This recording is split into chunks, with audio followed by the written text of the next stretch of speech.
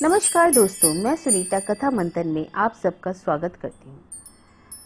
तो लीजिए सुनिए कथा मंथन में प्रेमचंद्र की मशहूर कहानी शांति। स्वर्गीय देवनाथ मेरे अभिन्न मित्रों में थे। आज भी जब उनकी याद आ जाती है तो वह रंगरेलियां आंखों में फिर जाती हैं और कहीं एकांत में जाकर जरा देर रो लेता हूँ। हमारे और उनके बीच में 200-250 मील का अंतर था। मैं लखनऊ में था, वह दिल्ली में। लेकिन ऐसा ही शायद कोई महीना जाता कि हम आपस में न मिल जाते हों। वह स्वच्छंद प्रकृति के, विनोद प्रिय, सहृदय, उदार और मित्रों पर प्राण देने वाले आदमी थे, जिन्होंने अपने और पराये में कभी भेद नहीं किया। संसार क्या है और यहाँ लौकिक व्यवहार का काम कैसे निर्वाह होता है, यह उस व्यक्ति ने कभी न जाना और न जानने की ही चेष्टा की। उनके जीवन में ऐसे कई अवसर आए जब आगे के लिए होशियार हो जाना चाहिए था। मित्रों ने उनके भोलेपन का अनुचित लाभ उठाया और कई बार उन्हें इसका लज्जित भी होना पड़ा। लेकिन उस आदमी ने तो जीवक से कोई सबक न लेने की जैसे कसम ही खा ली थी। उनके व्यवहार ज्यों के त्यों रहे। जैसे भोलानाथ जिए वैसे ही भोलानाथ मरे। जिस दुनिया में वह रहते हैं वह निराली दुनिया थी, जिसमें संदेह, चालाकी और कपट के लिए कोई स्थान ना था। सब अपने थे, कोई गैर ना था।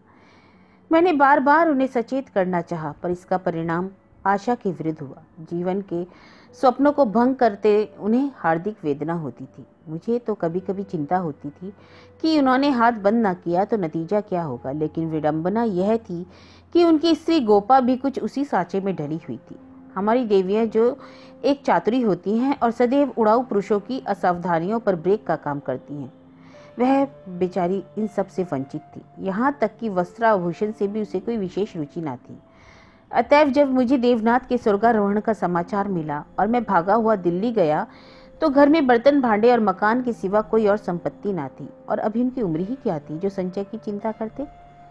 40 भी तो पूरा ना हुआ था। यूं तो लड़कपन उनके स्वभाव में ही था, लेकिन इस उम्र में प्रायः सभी लोग कुछ बेफिक्र रहते हैं। पहले एक लड़की हुई, इसके बाद 2 लड़के हुए। दोनों लड़के तो बचपन में ही दगा दे गए। लड़की बच रही थी और यही इस नाटक का सबसे करुण दृश्य था। जिस तरह का इनका जीवन था उसको देखते इस छोटे से परिवार के लिए 200 रुपये महीने की जरूरत थी। 2-3 साल में लड़की का विवाह भी करना होगा। कैसे क्या होगा, मेरी बुद्धि तो काम ही ना करती थी। इस अवसर पर मुझे यह बहुमूल्य अनुभव हुआ कि जो लोग सेवा भाव रखते हैं और जो स्वार्थ सिद्धि को जीवन का लक्ष्य नहीं बनाते, उनके परिवार को आड़ देने वालों की कमी नहीं रहती। यह कोई नियम नहीं है, क्योंकि मैंने ऐसे लोगों को भी देखा है जिन्होंने जीवन में बहुतों के साथ अच्छे सलूक किए, पर उनके पीछे उनके बाल बच्चों को किसी ने ना पूछा। लेकिन चाहे कुछ हो, देवनाथ के मित्रों ने प्रशंसनीय औदार्य से काम लिया और गोपा के निर्वाह करने के लिए स्थायी धन जमा करने का प्रस्ताव किया। 2-1 सज्जन जो रंडवे थे उससे विवाह करने को तैयार थे, किंतु गोपा ने भी उसी स्वाभिमान का परिचय दिया जो हमारी देवियों का जौहर है और इस प्रस्ताव को स्वीकार न किया। मकान बहुत बड़ा था, उसका एक भाग किराए पर उठा दिया। इस तरह उसको 50 रुपये महावर मिलने लगे। वह इतने में ही अपना निर्वाह भी कर लेगी। जो कुछ खर्च था तो वह सुन्नी की जात से था। गोपा के लिए तो अब जीवन में कोई विशेष अनुराग ही ना रहा।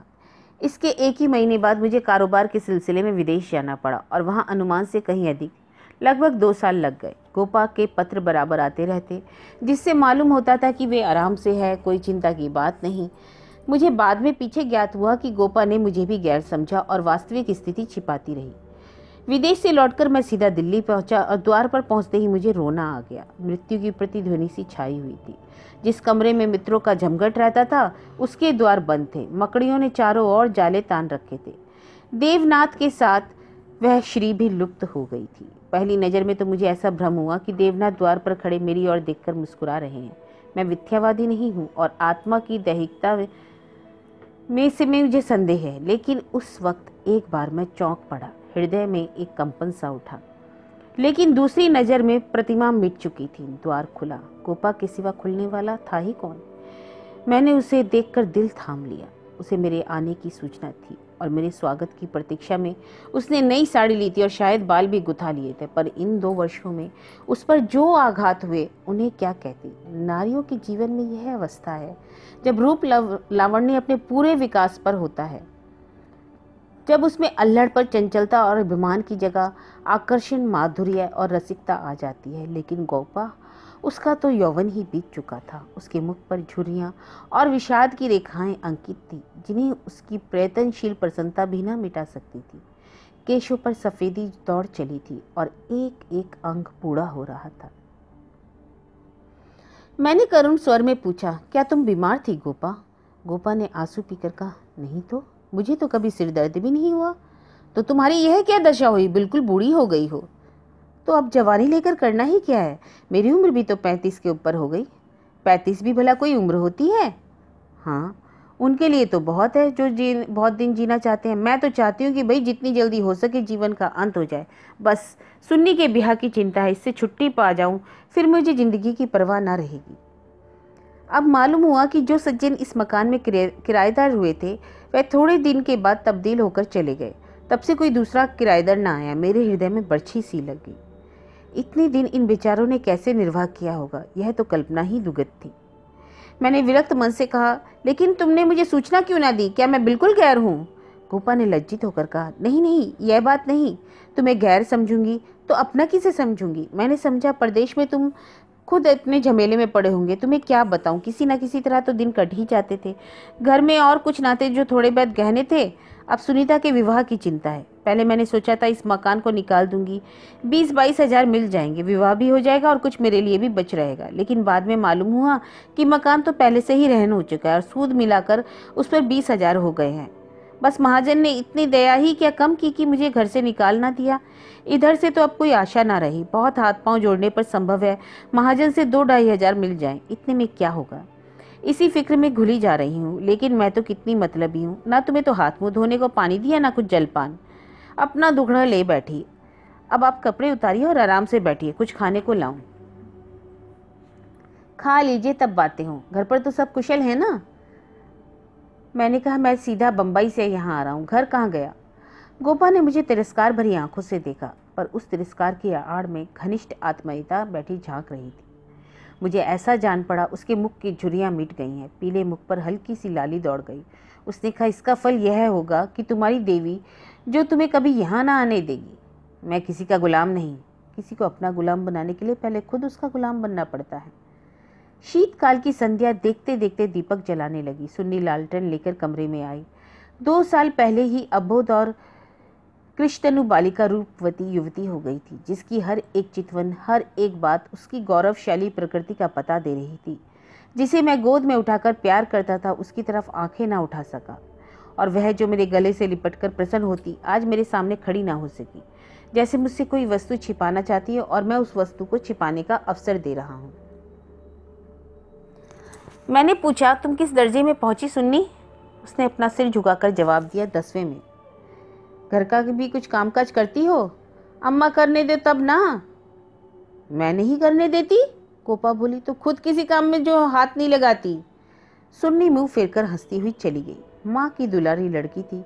जिस दिन वह गृहस्थी का काम करती उस दिन शायद गोपा रो रो कर आंखें फोड़ लेती। वह खुद लड़की को कोई काम न करने देती, मगर सबसे शिकायत यही करती कि यह कोई काम नहीं करती। यह शिकायत भी उसके प्यार का ही एक करिश्मा थी। हमारी मर्यादा हमारे बाद भी जीवित रहती है। मैं भोजन करके लेटा तो गोपा ने फिर सुन्नी के विवाह की तैयारियों की चर्चा छेड़ दी। इसके सिवा उसके पास था भी क्या बात करने को? लड़के तो बहुत मिलते हैं, लेकिन कुछ हैसियत भी तो हो। लड़की को यह सोचने का अवसर क्यों मिले कि दादा होते तो शायद उसके लिए अच्छा अच्छा घरवार ढूंढते। फिर गोपा ने डरते डरते लाला मदारी लाल के लड़के का जिक्र किया। मैंने चकित होकर उसकी ओर देखा। लाला मदारी लाल? वो तो पहले इंजीनियर थे, अब पेंशन पाते हैं, लाखों रुपए जमा कर लिए, पर अब तक उनके लोभ की प्यास न बुझी थी। गोपा ने घर भी छांटा तो जहां उसकी रसाई कठिन थी। मैंने आपत्ति की, मदारी लाल तो बड़ा ही दुर्जन मनुष्य है। गोपा ने दांतों तले जीभ दबाकर कहा, अरे नहीं भैया, तुमने उन्हें पहचाना ना होगा। मेरे ऊपर तो बड़े दयालु हैं, कभी कभी आकर कुशल समाचार पूछ जाते हैं। लड़का ऐसा होनहार है कि तुमसे क्या कहूँ। फिर उनके यहाँ किस बात की कमी है? यह ठीक है कि वह खूब ईश्वर लेते हैं, लेकिन धर्मात्मा कौन है? कौन अवसर पाकर जाने देता है? मदारी लाल ने तो यहाँ तक कह दिया कि मुझे दहेज नहीं चाहिए, केवल कन्या चाहते हैं। सुनी उनके मन में बैठ गई है। मुझे गोपा की सरलता पर दया आ गई, लेकिन मैंने सोचा क्यों इसके मन में किसी के प्रति अविश्वास उत्पन्न करूं। संभव है मदारी लाल पहले जैसे ना रहे हों, चित्त की भावनाएं बदल गई हों। मैंने अर्ध सहमत होकर कहा, मगर यह तो सोचो, उनमें और तुम में कितना अंतर है। तुम शायद अपना सर्वस्व अर्पण करके भी उनका मुंह सीधा ना कर सको। लेकिन गोपा के मन में यह बात जम गई। सुन्नी को वह ऐसे घर में ही ब्याहना चाहती है जहां वह रानी बनकर रहे। और दूसरे दिन प्रातःकाल मैं मदारी लाल के पास गया। उनसे मेरी जो बातचीत हुई उसने मुझे मुग्ध कर दिया। किसी समय वह लोभी रहे होंगे। इस समय तो मैंने उन्हें बहुत ही सहृदय, उदार और विनयशील पाया। बोले, भाई साहब, मैं देवनाथ जी से परिचित हूँ। आदमियों में रतन थे। उनकी लड़की मेरे घर में आई, यह मेरा सौभाग्य है। आप उनकी माँ से कहते, मदारी लाल उनसे किसी चीज की इच्छा नहीं रखता। ईश्वर की दया से सब कुछ है मेरे पास। मेरे दिल का बोझ उतर गया। हम सुनी सुनाई बातों में दूसरों के संबंध में कैसी मिथ्या धारणा किया करते हैं, इसका बड़ा शुभ अनुभव हुआ। मैंने आकर गोपा को बधाई दी। यह निश्चय हुआ कि गर्मियों में विवाह कर दिया जाए। वे 4 महीने गोपा ने विवाह की तैयारियों में काटे। मैं महीने में एक बार अवश्य उससे मिल आता था, पर हर बार खिन्न होकर लौटता। गोपा ने अपनी कुल मर्यादा का ना जाने कितना महान आदर्श अपने सामने रख लिया था। पगली इस भ्रम में पड़ी हुई थी कि उसका यह उत्साह नगर में अपनी यादगार छोड़ जाएगा। यह ना जानती थी कि यह ऐसे तमाशे रोज होते हैं और आए दिन भुला दिए जाते हैं। शायद वह संसार से यह श्रेय लेना चाहती थी कि इस गई बीती दशा में भी लेटा हुआ हाथी 9 लाख का है। पग पग पर उस देवनाथ की याद आती। वह होते तो यह काम यूं होता और वह रोती। मदारी लाल सज्जन है, यह सत्य है, लेकिन गोपा का अपनी कन्या के प्रति भी तो कुछ धर्म है। कौन से उसके 10-5 लड़कियां बैठी हुई हैं। वह तो दिल खोलकर अपने अरमान निकालेगी। सुनने के लिए उसने जितने गहने और जोड़े बनवाए थे, उन्हें देखकर मुझे आश्चर्य होता था। जब देखो कुछ ना कुछ सी रही है। कभी सुनारों की दुकान पर बैठी है तो कभी मेहमानों के आदर सत्कार का आयोजन कर रही है। मोहल्ले में ऐसा बिरला ही कोई संपन्न मनुष्य होगा जिससे उसने कर्ज ना लिया हो। वह इसे कर्ज समझती थी और देने वाला दान समझता। सारा मोहल्ला उसका सहायक था। सुन्नी अब मोहल्ले की लड़की थी। गोपा की इज्जत सबकी इज्जत थी और गोपा के लिए नींद आराम हराम था। दर्द से सिर फटा जा रहा है, आधी रात हो गई है, मगर वह बैठी कुछ सी रही है या इस कोठी का धन उस कोठी कर रही है। कितनी वात्सल्य से भरी आकांक्षा दिखने वालों के मन में श्रद्धा उत्पन्न कर देती थी। अकेली औरत और वह भी आधी जान, क्या क्या करे। जो काम दूसरों पर छोड़ देती, कुछ ना कुछ कसर रह जाती, पर उसकी हिम्मत है कि किसी तरह हार ही नहीं मानती। पिछली बार उसकी दशा देखकर मुझसे ना रहा गया। बोला, गोपा देवी, अगर मरना चाहती हो तो विवाह हो जाने के बाद मरो। मुझे भय है कि कहीं उससे पहले ना मर जाओ। गोपा का मुरझाया हुआ मुख प्रमोदित हो उठा। बोली, इसकी चिंता ना करो भैया, विधवा की आयु बहुत लंबी होती है। तुमने सुना नहीं, राण बने ना खंडर ढहे। लेकिन मेरी यही कामना है कि सुन्नी का ठिकाना लगाकर मैं चल दूं। अब और जीकर क्या करूंगी, सोचो क्या करूं। अगर किसी तरह विघ्न पड़ गया तो बदनामी किसकी होगी। इन 4 महीनों से मुश्किल से घंटा भर सोती होंगी, नींद आती ही नहीं, पर मेरा चित्त प्रसन्न है। मैं मरूं या जीऊं, मुझे यह संतोष तो होगा कि सुन्नी के लिए उसका बाप जो कर सकता था वह मैंने कर दिया। मदारी लाल ने भी अपनी सज्जनता दिखाई है, तो मुझे भी तो अपनी नाक रखनी है। एक देवी ने आकर कहा, बहन जरा चलकर देख लो ना, चाशनी ठीक हुई है कि नहीं। गोपा उसके साथ चाशनी की परीक्षा करने गई और एक क्षण बाद आकर बोली, जी चाहता है कि सिर बिट लूं। तुमसे जरा बात करने आई और उधर चाशनी इतनी कड़ी हो गई कि लड्डू दांतों से लड़ेंगे। किससे क्या कहूँ। मैंने चिढ़कर कहा, तुम व्यर्थ का झंझट कर रही हो। क्यों नहीं किसी हलवाई को बुलाकर मिठाइयों का ठेका दे देती। फिर तुम्हारे ये मेहमान ही कितने आवेंगे जिनके लिए तुम इतना तुम्हार बांध रही हो। 10-5 की मिठाई उनके लिए बहुत होगी। गोपा ने व्यथित नेत्रों से मेरी ओर देखा। मेरी यह आलोचना उसे बुरी लगी। इन दिनों उसे बात बात पर क्रोध आ जाता था। बोली, भैया तुम्हें यह बातें ना समझेंगी। तुम्हें ना माँ बनने का अवसर मिला, ना पत्नी बनने का। सुन्नी के पिता का कितना नाम था, कितने आदमी उनके दम से जीते थे। क्या तुम नहीं जानते, वह पगड़ी मेरे ही तो सिर बंधी है। तुम्हें विश्वास ना आएगा, नास्तिक जो ठहरे, पर मैं तो उन्हें सदैव अपने अंदर बैठा हुआ पाती हूँ। जो कुछ कर रही हूँ वे कर रहे हैं। मैं मंदबुद्धि स्त्री भला अकेली क्या कर लेती। वही मेरे सहायक है, वही मेरे प्रकाश है। यह समझ लो कि यह देह मेरी है, पर इसके अंदर जो आत्मा है वह उनकी है। जो कुछ हो रहा है उनके पुण्य आदेश से हो रहा है और तुम उनके मित्र हो। तुमने अपने सैकड़ों रुपए खर्च किए और इतना हैरान हो रहे हो। मैं तो उनकी सहगामिनी हूँ, लोक से में भी और परलोक में भी। मैं अपना समूह लेकर रह गया। जून में विवाह हो गया। गोपा ने बहुत कुछ दिया और अपनी हैसियत से बहुत ज्यादा, लेकिन फिर भी संतोष ना था। आज सुन्नी के पिता होते तो जाने क्या करते, बराबर रोती ही रही। जाड़ों में फिर दिल्ली गया। मैंने समझा था अब गोपा सूखी होगी। मैं अभी कपड़े भी ना उतारने पाया था कि उसने अपना दुखड़ा रोना शुरू कर दिया। भैया, घर द्वार तो सब अच्छा है, सास ससुर भी अच्छे हैं, लेकिन तो जमाई ही निकम्मा निकला। सुन्नी बेचारी तो रो रो करके दिन काट रही है। मेरी सुन्नी की दुर्गति ऐसी होगी स्वप्न में भी ना सोचा था, लेकिन बिल्कुल गुमसुम हो गई है। कितना पूछा, बेटी तुमसे वह क्यों नहीं बोलता, किस बात पर नाराज है, पर कुछ जवाब ही नहीं देती। बस आंखों से आंसू बहते रहते हैं। मेरी सुन्नी कुएं में गिर गई। मैंने कहा, तुमने उनके घर वालों से पता लगाया? लगाया क्यों नहीं भैया, सब हाल मालूम हो गया। लौंडा चाहता है मैं चाहे जिस राह जाऊं सुन्नी मेरी पूजा करती रहे। सुन्नी भला इसे क्यों सहने लगी? उसे तो तुम जानते हो कितनी अभिमानिनी है। वह उन स्त्रियों में से नहीं है जो पति को देवता समझती हों और उसका दुर्व्यवहार सहती रहती हैं। उसने सदैव दुलार और प्यार पाया है। बाप भी तो उस पर जान देता था और मैं भी आंखों की पुतली समझती थी। और पति पति मिला छैला जो आधी आधी रात तक मारा मारा फिरता है। दोनों में क्या बात हुई यह कौन जान सकता है, लेकिन दोनों में कोई गांठ पड़ गई है। ना सुन्नी को इस बात की परवाह है ना उसको, मगर वह अपने रंग में मस्त है और सुन्नी प्राण दिए देती है। मैंने कहा, लेकिन तुमने सुन्नी को समझाया नहीं? उस लौंडे का क्या बिगड़ेगा, इसकी तो जिंदगी खराब हो जाएगी। गोपा की आंखों में आंसू भर आए। बोली, भैया किस दिल से समझाऊं, सुन्नी को देखकर तो मेरी छाती फटने लगती है। बस यही जी चाहता है कि इसे अपने कलेजे में रख लूं। सुन्नी फुअड़ होती, कटु भाषिणी होती, आराम तलब होती तो समझाती भी। क्या समझाऊं कि तेरा पति गली गली मुंह काला करता फिरे और तू उसकी पूजा कर? मैं तो खुद यह अपमान न सह सकती। स्त्री पुरुष में विवाह की पहली शर्त है दोनों में 16 आने एक दूसरे के हो जाए। और सुन्नी उन स्त्रियों में से भी तो नहीं है। वह अगर आत्मसमर्पण करती है तो आत्मसमर्पण चाहती भी है, और यदि पति ने यह बात ना हुई तो वह उससे कोई संपर्क ना रखेगी, चाहे उसका सारा जीवन रोते ही क्यों ना कट जाए। यह कहकर गोपा भीतर गई और एक सिंगार दान लाकर उसके अंदर के आभूषण दिखाते ही बोली, सुन्नी इसे अब की यहीं छोड़ गई, इसलिए आई थी। ये वे गहने हैं जो मैंने ना जाने कितने कष्ट सहकर बनवाए थे। इनके पीछे महीनों मारी मारी फिरी थी, यूं कहो कि भीख मांगकर जमा किए थे। सुन्नी अब इनकी और आंख उठाकर भी नहीं देखती। पहने तो किसके लिए, सिंगार करे तो किसके लिए? 5 संदूक कपड़ों के दिए थे। कपड़े सीते सीते मेरी आंखें फूट गई। वह सब कपड़े उठाती रही। इन चीजों से उसे घृणा हो गई है। बस कलाई में 2 कांच की चूड़ियां, एक उजली साड़ी, यही उसका सिंगार है।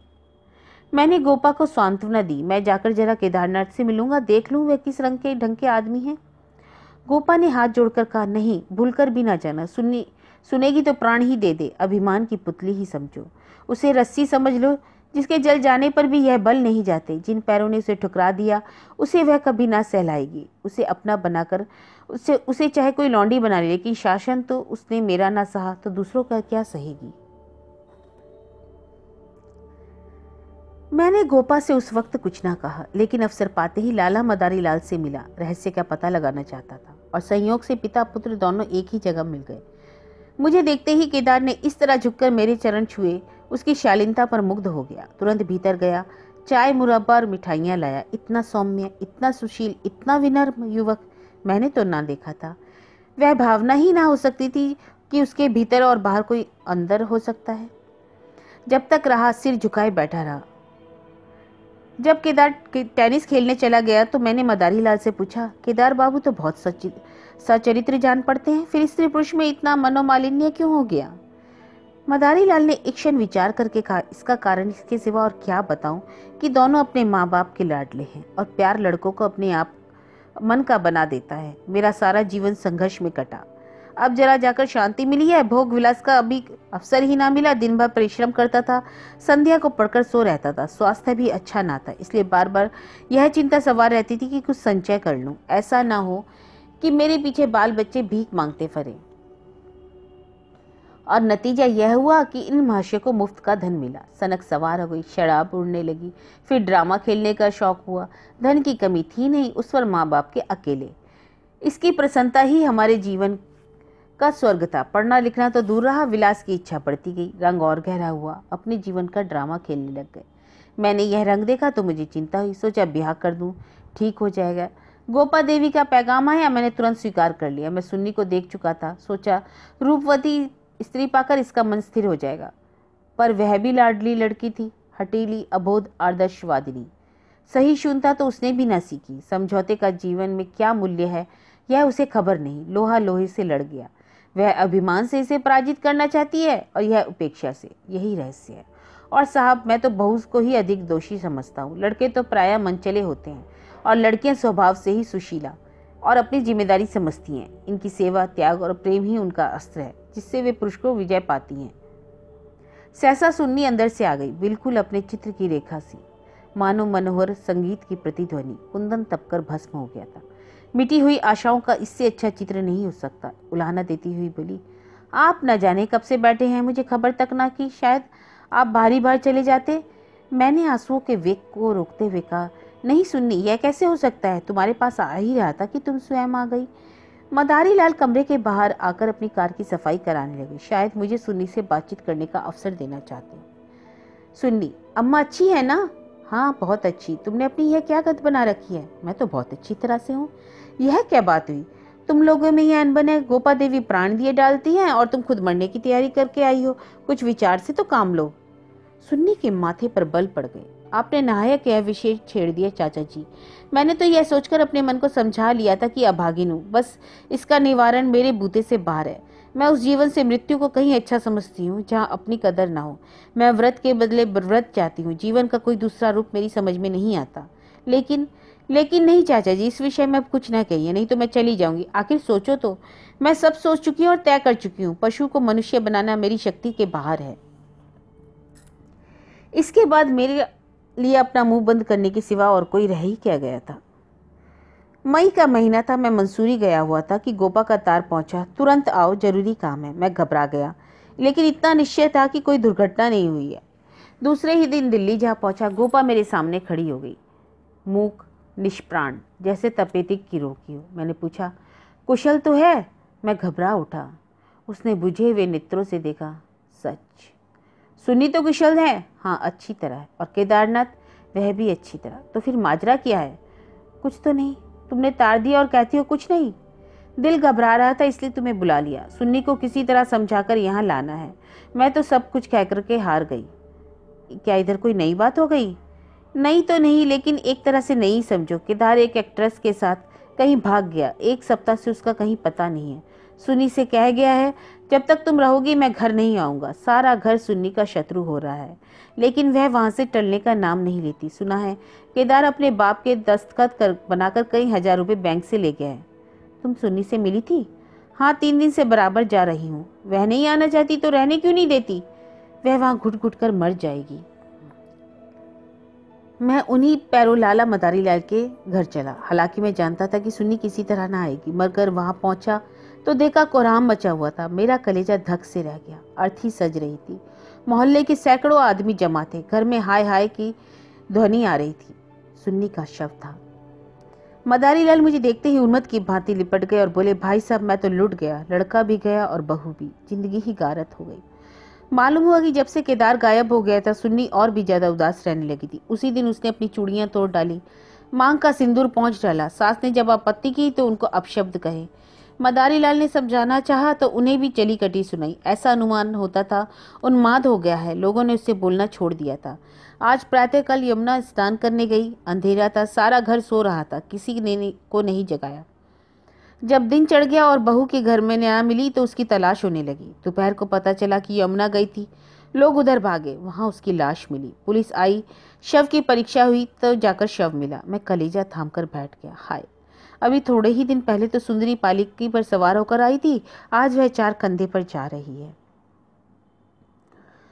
मैं अर्थी के साथ हो लिया और वहां से लौटा तो रात के 10 बज गए थे। मेरे पांव कांप रहे थे। मालूम नहीं यह खबर पाकर गोपा की क्या दशा होगी। प्राण अंत ना हो जाए, मुझे भय हो रहा था। सुन्नी उसका प्राण थी, उसके जीवन का केंद्र थी।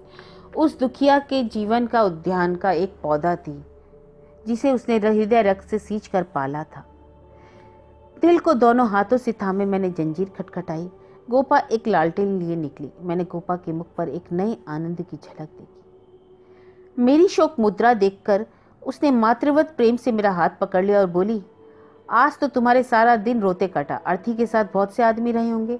मेरे तो जी में भी आया कि चलकर सुन्नी के अंतिम दर्शन कर लूं, लेकिन सोचा आज सुन्नी ही ना रही तो उसकी लाश देख में क्या रखा है। ना गई। मैं विस्मय से गोपा का मुंह देखने लगा। इसे यह शोक समाचार मिल चुका है, फिर भी यह शांति, यह अविचल रह। बोला, अच्छा किया ना गई, रोना ही तो था। हाँ और क्या, रोती तो यहाँ भी नहीं, लेकिन तुमसे सच कहती हूँ, दिल से नहीं रोई। ना जाने कैसे आंसू निकल आए। मुझे तो सुन्नी की मौत से प्रसन्नता हुई। दुखिया अपनी मान मर्यादा लिए संसार से विदा हो गई, नहीं तो ना जाने क्या क्या देखना पड़ता। इसलिए और भी प्रसन्न हूँ कि उसने अपनी आन निभा दी। स्त्री को जीवन में प्यार ना मिले तो उसका अंत हो जाना ही अच्छा है। तुमने सुन्नी की मुद्रा देखी थी, लोग कहते हैं ऐसा जान पड़ता था मुस्कुरा रही है। मेरी सुन्नी सचमुच देवी थी। भैया, आदमी इसलिए थोड़े ही जीना चाहता है कि रोता रहे। जब मालूम हुआ कि जीवन में दुख के सिवा और कुछ नहीं है तो आदमी जीकर क्या करे, किस लिए जिए? खाने सोने और मर जाने के लिए? यह मैं नहीं कहती। मुझे सुन्नी की याद ना आएगी और मैं उसे याद करके रोऊंगी नहीं, लेकिन वह शोक के आंसू ना होंगे, हर्ष के आंसू होंगे। बहादुर बेटे की माँ उसकी वीर गति पर प्रसन्न होती है। सुन्नी की मौत से क्या कुछ कम गौरव है? और चाहे संसार उसकी निंदा करे, उसकी माता उसकी सराहना करेगी। उसकी आत्मा से यह आनंद भी छीन लूं।